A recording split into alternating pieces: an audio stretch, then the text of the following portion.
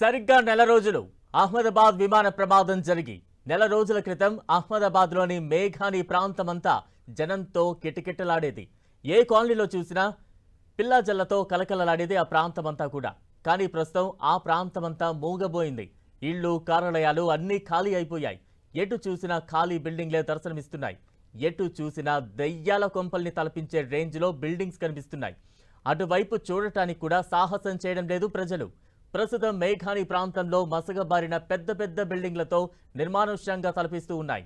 ప్రమాద సమయంలో మేఘాని ప్రాంతంలోని పరిసరాలు మొత్తం పూర్తిగా కాలిపోయాయి. కూలిన గోడలు, ఎండిన చెట్లతో శ్మశానాన్ని తలపిస్తోంది ఆ ప్రాంతం.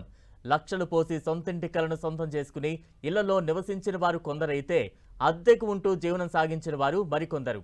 ఈ ప్రమాదం తర్వాత వారి జీవితాలు అగమ్యగోచరంగా మారిపోయాయి.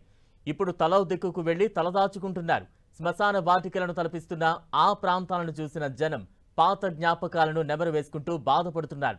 విమాన ప్రమాద ఘటనతో ప్రాణాలు కోల్పోయిన వారు కొందరైతే దాని ఎఫెక్ట్తో తమ జీవితాలు రోడ్డున పడ్డాయని మరికొందరు ఆవేదన వ్యక్తం చేస్తున్నారు. ప్రస్తుతం ఘటన జరిగిన ఆ ప్రాంతం అంతా పూర్తిగా కలచెదిరిపోయింది.